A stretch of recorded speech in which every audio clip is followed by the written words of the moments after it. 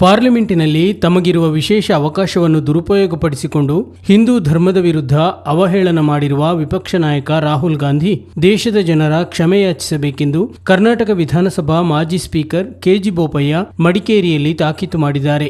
ಮಾಧ್ಯಮಗೋಷ್ಠಿಯಲ್ಲಿ ಮಾತನಾಡಿದ ಅವರು, ಸುಡೋ ಪ್ರಧಾನಿ ಎಂದೇ ಬಿಂಬಿತರಾಗಿರುವ ರಾಹುಲ್ 10 ವರ್ಷಗಳ ಬಳಿಕ ಮೊದಲ ಬಾರಿಗೆ ವಿಪಕ್ಷ ನಾಯಕ ಪದವಿ ಸಿಕ್ಕಾಕ್ಷಣ ಅತ್ಯಂತ ಬಾಲಿಶವಾಗಿ ಮಾತನಾಡಿದ್ದಾರೆ ಎಂದು ಆರೋಪಿಸಿದರು. ದೇಶದ ಜನರು ರಾಹುಲ್ ಅವರನ್ನು ತಿರಸ್ಕರಿಸಬೇಕೆಂದು ಬೋಪಯ್ಯ ಮನವಿ ಮಾಡಿದರು. ಸದನದಲ್ಲಿ ತಮ್ಮ ಭಾಷಣದುದ್ದಕ್ಕೂ ಕೇವಲ ಹಿಂದೂ ಧರ್ಮವನ್ನು ಟೀಕಿಸಿದ್ದಾರೆ. ಹಿಂದೂ ಧರ್ಮ ಬೇಕೇ ಎಂಬ ಕೀಳುಮಟ್ಟಕ್ಕೆ ಇಳಿದಿದ್ದಾರೆ. ಜವಾಬ್ದಾರಿಯುತ ಸ್ಥಾನದಿಂದ ಸರ್ಕಾರದ ವಿರುದ್ಧ ಗುಣಾತ್ಮಕ ಟೀಕೆ ಮಾಡಬೇಕಿದ್ದ ರಾಹುಲ್ ತಮ್ಮ ಸುಳ್ಳುಗಳ ಮೂಲಕ ಹಿಂದೂಗಳ ಭಾವನೆಗೆ ಧಕ್ಕೆ ತಂದಿದ್ದಾರೆ ಎಂದು ಕೆಜಿ ಬೋಪಯ್ಯ ಆಪಾದಿಸಿದರು. ರಾಹುಲ್ ವರ್ತನೆ ಖೇದಕರ ಮತ್ತು ಅತ್ಯಂತ ಖಂಡನೀಯ ಎಂದ ಬೋಪಯ್ಯ, ಇದೊಂದು ಬಾಲಿಶ ವರ್ತನೆ ಎಂದು ಈಗಾಗಲೇ ಪ್ರಧಾನಿ ಮೋದಿ ಹೇಳಿಕೆ ನೀಡಿದ್ದು, ವರ್ತನೆ ಇದೇ ರೀತಿ ಮುಂದುವರಿದರೆ ರಾಹುಲ್ ವಿರುದ್ಧ ಬಿಜೆಪಿಯು ದೇಶವ್ಯಾಪಿ ಆಂದೋಲನ ನಡೆಸಲಿದೆ ಎಂದು ಕಟುವಾಗಿ ಹೇಳಿದರು. ಹೊಸ ಪಾರ್ಲಿಮೆಂಟ್ ಹಾಗೆ ಹೊಸ ಸರ್ಕಾರ ಅಸ್ತಿತ್ವಕ್ಕೆ ಬಂದು ಲೋಕಸಭಾ ಅಧಿವೇಶನ ಪ್ರಾರಂಭ ಆಗಿದೆ.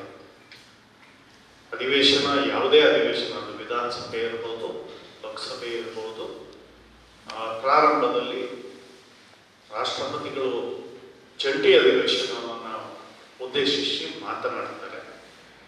ಸಾಮಾನ್ಯವಾಗಿ ಜಂಟಿ ಅಧಿವೇಶನದಲ್ಲಿ ಮುಂದೆ ಯಾವ ಸರ್ಕಾರ ಪಕ್ಷ ಆಡಳಿತದಲ್ಲಿದೆ ಆ ಪಕ್ಷದ ಆಡಳಿತ ವ್ಯವಸ್ಥೆ ಹೇಗಿರಬೇಕು, ದಿಕ್ಸೂಚಿಯನ್ನು ತೋರಿಸುವಂಥ ಭಾಷಣವನ್ನು ಮಾಡಿರ್ತಾರೆ.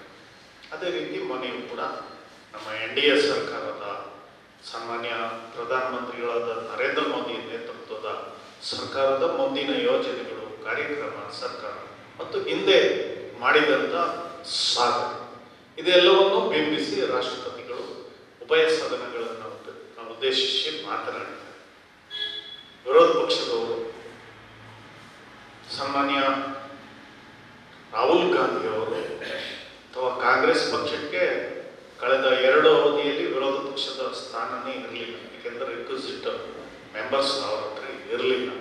ಮೊದಲ ಬಾರಿಗೆ 10 ವರ್ಷದ ನಂತರ ವಿರೋಧ ಪಕ್ಷದ ಸ್ಥಾನ ಸಿಕ್ಕಿದೆ. ಅವರನ್ನು ಆಯ್ಕೆ ಮಾಡಿಬಿಡ್ತಾರೆ, ನಮ್ಮದೇ ತಕರಾರಿಲ್ಲ. ಆದರೆ ಒಂದು ವಿರೋಧ ಪಕ್ಷದ ನಾಯಕರು ಅಂತ ಹೇಳಿದ್ರೆ ಲೋಕಸಭೆಯೊಳಗೆ ಈಕ್ವಲೆಂಟು ಒಂಥರ ಸುಡೋ ಪ್ರೈಮ್ ಮಿನಿಸ್ಟರ್ ಅಂತ ಹೇಳ್ಬೋದು. ಅಂಥ ಜವಾಬ್ದಾರಿ ಇರುವಂಥ ಸ್ಥಾನ.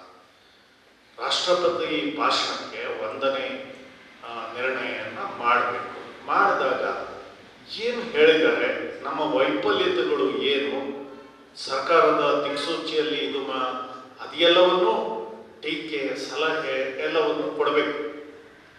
ಆದರೆ ತಾವೆಲ್ಲ ಗಮನಿಸಿದ್ರಿ ಅಂತ ನನ್ನ ಭಾವನೆ. ಬಹುತೇಕ ಭಾಷಣದಲ್ಲಿ ಕೇವಲ ಹಿಂದೂ ಧರ್ಮವನ್ನು ಟೀಕೆ ಮಾಡಲಿಕ್ಕೆ ಉಪಯೋಗಿಸ್ಕೊಂಡಿದ್ದಾರೆ. ಹಿಂದೂಗಳು ಅಂದರೆ ಹಿಂಸೆಯನ್ನು ಮಾಡುವಂಥವರು ನೇರವಾಗಿ ಹೇಳಿದ್ದಾರೆ. ಇಂಥ ಹಿಂದೂ ಧರ್ಮ ನಮಗೆ ಬೇಕಾ ಅನ್ನುವಂಥ ಕೇಳುವಷ್ಟರ ಮಟ್ಟಿಗೆ, ಕೀಳು ಮಟ್ಟಕ್ಕೆ ಒಬ್ಬ ವಿರೋಧ ಪಕ್ಷದ ನಾಯಕರಾಗಿ ಮಾತಾಡಿದ್ದಾರೆ ಪಾರ್ಲಿಮೆಂಟ್ ಒಳಗೆ. ಹೌದು, ಪಾರ್ಲಿಮೆಂಟ್ ಒಳಗೆ ಏನು ಮಾತಾಡಿದ್ರು ಆ ಸಂಬಂಧಪಟ್ಟ ಸದಸ್ಯರಿಗೆ ಪ್ರಿವಿಲೇಜ್, ಅದು ಮಾನ ನಷ್ಟ ಇನ್ನೊಂದು ಹೇಳುವ ಹಾಗೆ ಇಲ್ಲ, ಅವರಿಗೆ ಪ್ರಿವಿಲೇಜ್. ಆದರೆ ಆ ಪ್ರಿವಿಲೇಜ್ ಇರುವಂಥದ್ದನ್ನು ದುರುಪಯೋಗ ಇಲ್ಲಿ ಮಾಡಿ ಅವಹೇಳನ ಮಾಡುವಂಥ ಕೆಲಸ, ಸಹಸ್ರಾರು ಹಿಂದೂಗಳ ಭಾವನೆಗೆ ಧಕ್ಕೆ ತರುವಂಥ ಕೆಲಸವನ್ನು ಇವತ್ತು ಮಾಡಿದ್ದಾರೆ. ಮತ್ತು ಹೇಳಿದ್ದೆಲ್ಲ ಸುಳ್ಳೆ ಅಂತ ಹೇಳುವಂಥದ್ದು ಎಲ್ಲರಿಗೂ ಗೊತ್ತಾಗಿದೆ. ಟೀಕೆಗಳು ಇರಲೇಬೇಕು. ಟೀಕೆಗಳು ಗುಣಾತ್ಮಕ ಟೀಕೆ, ಸರ್ಕಾರವನ್ನು ಹೇಗೆ ಟೀಕೆ ಮಾಡಬೇಕು ಅದನ್ನು ಮಾಡಿ. ಗೋಷ್ಠಿಯಲ್ಲಿ ಬಿಜೆಪಿ ಜಿಲ್ಲಾಧ್ಯಕ್ಷ ರವಿ ಕಾಳಪ್ಪ, ಮುಖಂಡರಾದ ಮಹೇಶ್ ಜೈನಿ, ಮಂಜುನಾಥ್, ಅರುಣ್ ಕುಮಾರ್ ಹಾಗೂ ಶಜಿಲ್ ಕೃಷ್ಣನ್ ಹಾಜರಿದ್ದರು.